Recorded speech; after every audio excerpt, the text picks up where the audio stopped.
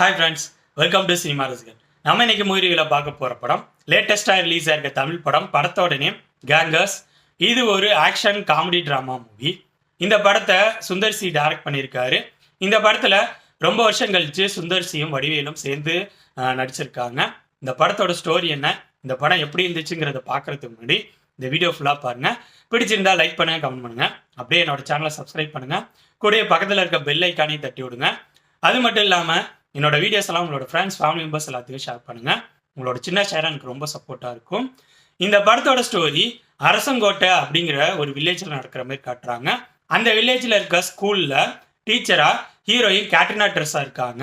அந்த ஸ்கூலில் தனக்கு கீழே படிச்சுட்டு இருக்க ஒரு ஸ்டூடெண்ட் பொண்ணு மேலே ஹீரோயின் ரொம்ப அஃபெக்ஷனாக இருக்காங்க. சடனாக அந்த பொண்ணு காணாமல் போயிடுறாங்க. அந்த பொண்ணு காணாமல் போனதை ஹீரோயின் ரொம்ப சீரியஸாக எடுத்துக்கிட்டு ஃபுல்லாக தேடுறாங்க. பட் அந்த பொண்ணு எங்கே இருக்காங்க, எங்கே போனாங்க அப்படிங்கிற மாரி எந்த இன்ஃபர்மேஷனும் கிடைக்கல. அது மட்டும் இல்லாமல் ஹீரோயினுக்கு அந்த ஏரியாவில் இருக்க வில்லன்கள் மேலே சந்தேகமாக இருக்குது. இவங்க தான் அந்த பொண்ணை எதுவும் கடத்திருப்பாங்களா அப்படிங்கிற மாதிரி. இப்படி இருக்க சூழ்நிலையில் அந்த ஸ்கூலுக்கு பிடி சாரா சுந்தர் சி வராரு. அவரு ஹீரோயினை பார்த்து அவங்க கூட கொஞ்சம் கொஞ்சம் பழக ஆரம்பிக்கிறாரு. ஹீரோயினோட சேர்ந்து அந்த பொண்ணை சுந்தர் சியும் தேட ஆரம்பிக்கிறாரு. இதுக்கப்புறம் படத்தில் நடக்கிற சம்பவங்கள் தான் கேங்கர்ஸ். இந்த படத்தோட பாசிட்டிவ்ஸ் அண்ட் நெகட்டிவ்ஸை கலந்து ரொம்பவே ஷார்ட்டாக பார்த்துருவோம். ஃபர்ஸ்ட் இந்த படத்தோட டெக்னிக்கல் விஷயங்கள் பற்றி சொல்லணும்னா, இந்த படத்துக்கு ஒளிப்பதிவு கிருஷ்ணமூர்த்தி சூப்பராக பண்ணியிருக்காரு. ஒளிப்பதிவுங்கிற வகையில் இந்த படத்துக்கு என்ன சப்போர்ட் பண்ண முடியுமோ அதை சூப்பராக சப்போர்ட் பண்ணியிருக்காரு. அடுத்ததா இந்த படத்துக்கு எடிட்டிங் பிரவீன் ஆண்டனி. எடிட்டிங் படத்தோட ஃப்ளோவுக்கு ரொம்பவே சப்போர்ட்டாக இருந்துச்சு. மியூசிக் சத்யா பண்ணியிருக்காரு. பேக்ரவுண்ட் மியூசிக் படத்தோட ஃப்ளோவுக்கு சப்போர்ட்டாக இருந்துச்சு. நிறைய சீன்ஸை நெக்ஸ்ட் லெவல் கொண்டு போகிறதுக்கு பேக்ரவுண்ட் மியூசிக் சப்போர்ட்டாக இருந்துச்சு. பட் படத்தில் வர எந்த சாங்ஸும் எனக்கு ஒர்க் அவுட் ஆகவே இல்லை. சாங்ஸை பற்றி நான் பின்னாடி எக்ஸ்பிளைன் பண்ணுறேன்.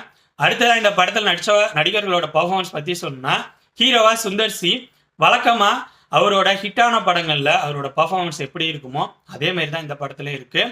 அடுத்ததாக வடிவேலு, அவரோட பர்ஃபார்மன்ஸ் செகண்ட் ஹாஃப்ல சூப்பராகவே இருந்துச்சு. காமெடி சீக்வன்சஸ்லாம் அவரோட பர்ஃபார்மன்ஸ் நல்லாவே இருந்துச்சு. நெக்ஸ்ட் ஹீரோயின் கேட்ரினா ட்ரெஸ்ஸா, அவங்களோட கேரக்டரும் ஓரளவு ஸ்ட்ராங்கான கேரக்டர் தான்.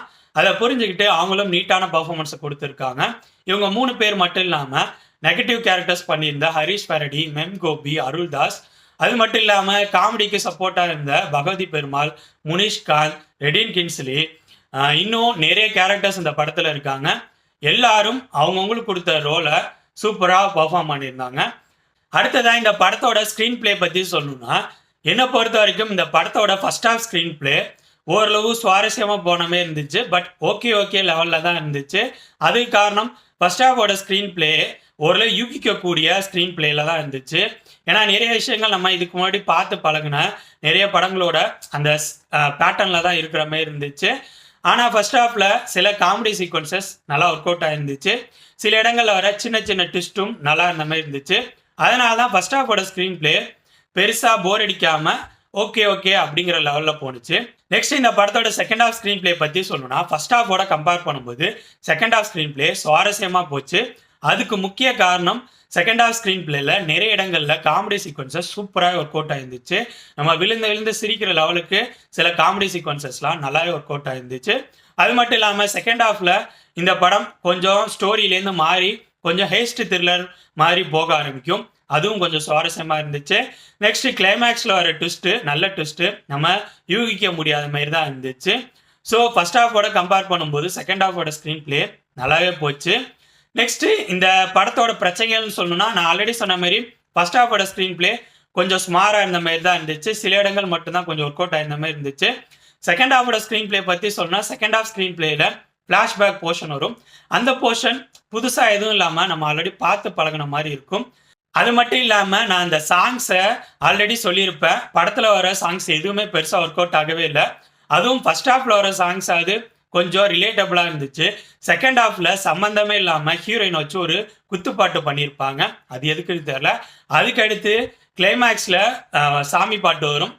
இதுக்கு முன்னாடி சுந்தர் சி டைரக்ஷனில் அரண்மனை படங்கள்லாம் பார்த்தீங்கன்னா கிளைமேக்ஸில் சாமி சாங் வரும். ஓகே, பேய் படம், ஸோ சாமி சாங் இருக்கலாம். பட் இந்த படத்துக்கு அந்த விஷயம் தேவையா அப்படிங்கிற மாதிரி தோணுச்சு. அந்த திருவிழா பேசிஸில் வர சீன்ஸ்லாம் தேவையா அப்படிங்கிற மாதிரி தோணுச்சு. ஸோ இந்த விஷயங்கள் தான் கொஞ்சம் நெகட்டிவ் மாதிரி பட்டுச்சு. அடுத்ததா இது ஒரு காமெடி ட்ராமா மூவி. இதில் லாஜிக் எதிர்பார்க்கக்கூடாது. ஸோ இந்த படத்துக்கும் லாஜிக்கும் டோட்டலாக சம்மந்தம் இல்லாத மாதிரி தான் இருக்கும். ஓவராலாக சொல்லணும்னா என்னை பொறுத்த வரைக்கும் தமிழ் சினிமாவில் நல்ல காமெடி படங்கள்லாம் டைரக்ட் பண்ணக்கூடிய டேரக்டர்ஸில் முக்கியமானவர் டேரக்டர் சுந்தர் சி. அவரோட டைரக்ஷனில் ரிலீஸ் ஆயிருக்க இந்த படத்தோட ஃபர்ஸ்ட் ஹாஃப் ஸ்க்ரீன் பிளே எனக்கு கொஞ்சம் ஸ்மாராக இருந்த மாதிரி இருந்துச்சு. செகண்ட் ஹாஃபோட ஸ்க்ரீன் பிளே நல்ல சுவாரஸ்யமாக போன மாதிரி இருந்துச்சு. அதுக்கு காரணம் செகண்ட் ஹாஃபோட ஸ்க்ரீன் பிளேயில் இந்த காமெடி சீக்வன்சஸ், அப்புறம் இவங்க ஸ்க்ரீன் பிளேயில் வச்சுருந்த ட்விஸ்ட்டு. ஸோ என்னை பொறுத்த வரைக்கும் இந்த படம் நல்லா இருந்த மாதிரி தான் இருந்துச்சு. காமெடி சீக்வன்சஸ் நல்லா தான் இருந்துச்சு. ஆனால் இன்னொரு விஷயம், காமெடிங்கிறது ஒவ்வொருத்தரோட ரசனையை பொறுத்து மாறக்கூடியது. எனக்கு இந்த படத்தோட காமெடி சீக்வன்சஸ் எப்படி ஒர்க் அவுட் ஆனிச்சுங்கிறத பேஸ் பண்ணி தான் இந்த படத்தோட ரிவ்யூ நான் சொல்லியிருக்கேன். ஸோ என்னோட ரிவ்யூ பேஸ் பண்ணி முடிவு பண்ணிக்கோங்க இந்த படத்தை பார்க்கலாமா வேணாமான்னு. ஓகே ஃப்ரெண்ட்ஸ், இந்த வீடியோ உங்களுக்கு பிடிச்சிருக்குன்னு நினைக்கிறேன். தேங்க்ஸ் ஃபார் வாட்சிங். இந்த வீடியோ பிடிச்சிருந்தா லைக் பண்ணுங்கள், கமெண்ட் பண்ணுங்கள், ஷேர் பண்ணுங்கள். அப்படியே சினிமா ரசிகன் சேனலை சப்ஸ்கிரைப் பண்ணுங்கள்.